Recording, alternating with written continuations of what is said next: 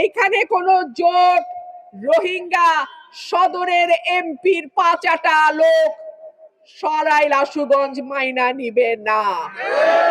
আপনারা কি এমন এমপি চান যে সদরের এমপি কে বাপ ডাইকা সেই দিকে তাকায় থাকে? আমরা গত 15 বছর যখন আওয়ামী লীগের শাসন ছিল তখন সদরের এমপি সরাইল আশুগঞ্জের উপর রাজত্ব করছিল। সত্য কি সত্য না?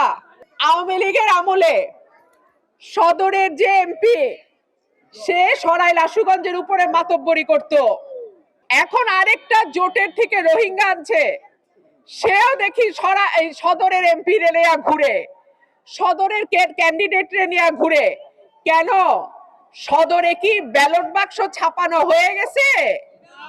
তাহলে সে তার নির্বাচন রেখা সরাইল আশুগঞ্জে পয়রা থাকে কেন?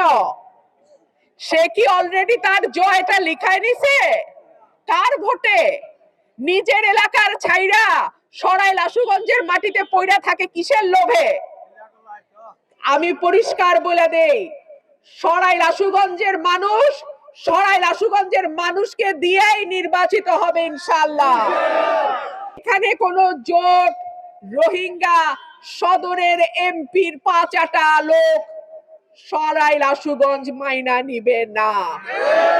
প্রিয় ভাই বোনেরা আমার, নির্বাচন 12 তারিখে, হাতে আছে আর মাত্র 1 মাস। এই একটা মাস আপনারা আমার পাশে থাকবেন ইনশাআল্লাহ।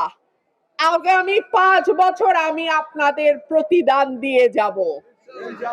যদি আপনাদের ঋণ আমি শোধ না করি, আর কোনোদিন আপনাদের দরজায় আমি সাহস কইরা আসব না।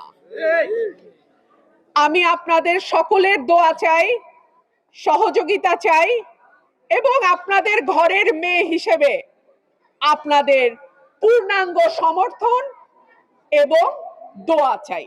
আপনারা আছেন তো আমার সাথে? আলহামদুলিল্লাহ, আলহামদুলিল্লাহ। উপরে আল্লাহ, নিচে আমার সরাইল আশুগঞ্জের মানুষ। আপনাদের দোয়ায় আল্লাহ যদি আমাকে পাশ করায়, এই দুটো উপজেলাকে আমি মডেল উপজেলা করব। আর অন্য কোন মাটির এমপি আমার মাটিতে আইসা মাতব্বরি দেখাইবে, ওইটা আমি হইতে দিব না। আমি আর বক্তব্য লম্বা করব না। আমার শাহজাদাপুরে আরো 4টা সভা আছে। আপনারা আমার ঘরের মানুষ, সুতরাং আপনাদের এখানে আমি সময় দিব কম। আপনারা আমার জন্য ডোর টু ডোর যাবেন, দরজায় দরজায় আমার কথা নিয়ে আপনারা যাবেন তো ইনশাআল্লাহ।